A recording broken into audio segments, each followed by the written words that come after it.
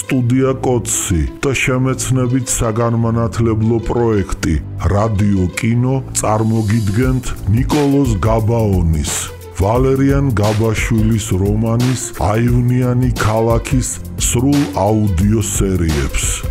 პროექტის ავტორი და ხელმძღვანელი კობა ცხაკაია.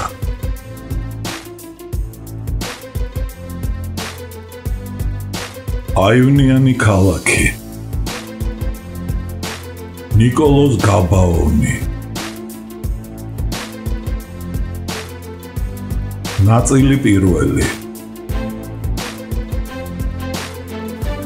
კარი მესამე.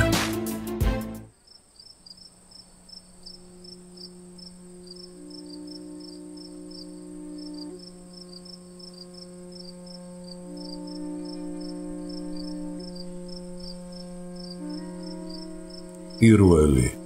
უძილო ღამე. ეს ქალი ამაღამ წყნარად ვერ დაიძინებს. ონორე დე ბალზაკი, ფერაგუსი.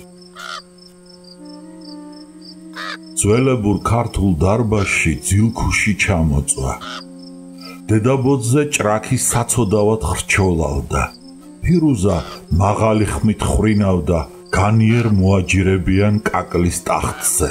მის გვერდით კედელთან მისი ცოლი მოკუნტულიყო. გლახა იატაკზე ქურასთან დაგლეჯილი ნაბდის ქვეშ ეგდოდა, ქვასავით ეძინა. მხოლოდ მეწვრილმანის ცოლი ფხიზლობდა, ძილგამკრთალი, უსიხარულო წარსულს იგონებდა. თვალწინ ედგა თავისი გაჭირვებული ცხოვრების უღიმღამო დღეები. წარეთ აგონდებოდა ლოთი, მოჩხუბარი და ავსიტყვა ქმრის ხელში გამოვლილი დამცირება და შეურაცხყოფა. ქმრის ლოთობის მიზეზად ცოლი სიღარიბეს თვლიდა. ჩემი ქმარი ლოთობას მოიშლის და ხასიათებსაც ადვილად გამოიცვლის, რომ ქარვასლაში დუქანი დაიქირავსო.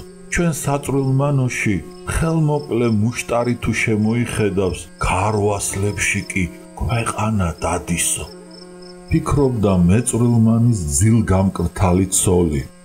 წამდაუწუ მდიდარი ღატაკის, ასე უწოდებდა იგი თავისი ქმრის უცნაურ სტუმარს, ოქროები ელამდებოდა.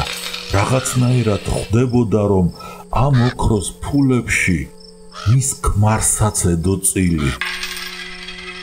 გულში იმედმა გაუფაჩუნა, აღელდა, აწრიალდა, აფორიაქდა, მის თვალებს ძილი აღარ მიეკარა.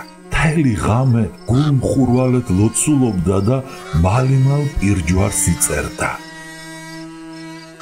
ცოლს ქმარი უყვარდა, მაგრამ მისი ეშინოდა კიდეც, თუმცა ჩხუბში ტოლს არ უდებდა. ყოველდღე ჩხუბობდნენ, თავისი კი მაინც ქმარს გահქონდა. გარეთ მუდამ ხუმარა და ოხუნჯი ფირუზა შინ ყოველთვის გაჯავრებული და დაბღვერილი იჯდა. უზღუნებდა, ილანძღებოდა და იგინებოდა. ცხოვრებამ დაჩაგრა და ჯავრს ჩემზე იყრისო. ამართლებდა ცოლი ქმარს. ფირუზას სხვები ასმევენ და აჭმევენ, თორემ თვითონ გროშიც არა აქვს შუბლზე მიიკრასო. რა ქნა საწყალმა? არც გლეხობაში ჰქონია იღბალი, არც ხელოსნობაში და არც ვაჭრობაშიო. ფირუზა სოფლიდან გამოქცეული გლეხი იყო. დიდხანს იმალებოდა ქალაქში და უგზო უკლოდ დაეხეტებოდა, რათა ბატონი თავზე არ დასდგომოდა. ხანგრძლივი ხეტიალის შემდეგ ერთი მიყრუებული ქუჩის რიგში თერძის დუქანში შევიდა და ოსტატს შეგირდობა შეეხვეწა. ოსტატმა გულდასმით აათვალ-ჩაათვალიერა და რაკი შეზარხოშებული კარგ გუნებაზე ბრძანდებოდა, ვარი არ უთხრა. შეგირდად აიყვანა და ღამის გასათევად დუქნის კუთხე მიუჩინა. პირობის ქაღალდი იქვე დაწერა. ფირუზამ დაწერილს სიამოვნებით დაადო გამურული თითი და იმ დღიდან თერძის ხელობის შესწავლა შეუდგა. ასე გახდა ლამის ყანიდან გადმოვარდნილი, ღვთისო ლეგაშვილის შეგირდად გრაკლიდან გამოქცეული გიორგა ზანდარაშვილი. ახალ შეგირდს პირველ წელიწადს დუქანი უნდა დაეგავა და დაესუფთავებინა. მეორე წელიწადს უთო გაეჩაღებინა. მესამე წელიწადს ნემსსა და ზაფს მისცემდნენ. მეოთხე წელიწადს მაკრატელს ჩააბარებდნენ და დუგმების დაკერვას ასწავლიდნენ. მეხუთე წელიწადს ქარგლად იმუშავებდა და ბოლოს თუ გროშებს მოაგროვებდა, ოსტატი ბაღში წაიყვანდა. ანქრის ხალხს შეჰყრიდა, ღვდელს დაუძახებდა, უსტაბაში ქარგალს ლოყაზე სამჯერ სილა შემოკრავდა და ოსტატად დალოცავდა.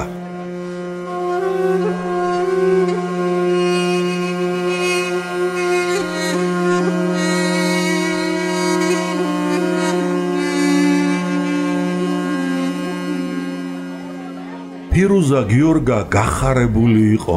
ქალაქში შეგირდობდა და ცხოვრობდა. კუდი თავზე ეხურა და რადგან ბატონის კაცების ეშინოდა, გადაწყვიტა დუქნიდან ცხვირი კარში არ გაეყო.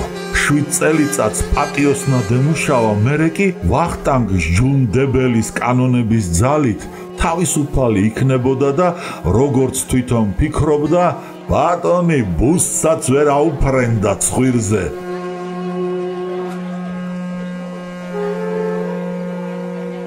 ფირუზა მამლის ყივილზე დგებოდა, დუქანს აკრიალებდა, ენით ლოკავდა. ყველაფერი კოხტად ჰქონდა დალაგებული და სუფთად შენახული. დაუზარებლად მუშაობდა და ირჯებოდა.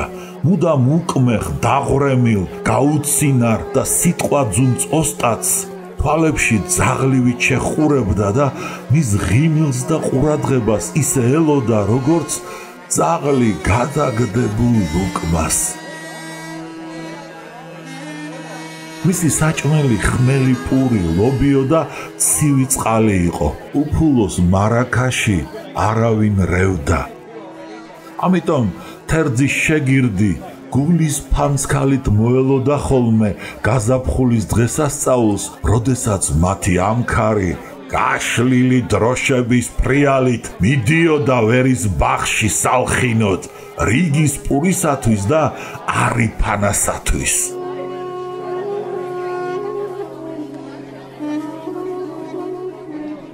ფირუზა წელზე ფეხს იდგამდა, რათა ოსტატის ყურადღება დაემსახურებინა. ოსტატი 1000 ერთხელ ხელს უქებდა და თუ გუნებაზე იყო, გროშსაც გადაუგდებდა ხოლმე. ასე მისდევდა დღე-დღეს, კვირა-კვირას, თვე-თვეს, წელიწადი-წელიწადს, სანამ ფირუზა ოსტატის გოგოს მოჰკრავდა თვალს.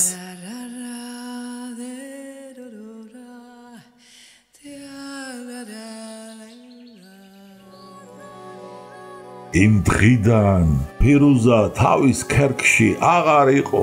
თერძის სახლის აივანს თვალს არ აშორებდა და იმ გოგოს გამოჩენას მოუთმენლად უცდიდა.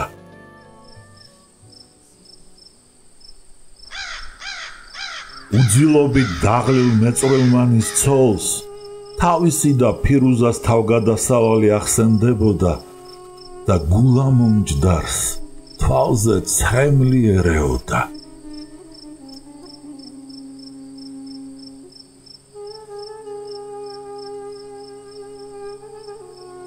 სტუდია კოცი და შემეცნებით საგანმანათლებლო პროექტი რადიო კინო წარმოგიდგენთ ნიკოლოზ გაბაონის, ვალერიან გაბაშვილის რომანის აივნიანი ქალაქის სრულ აუდიო სერიებს.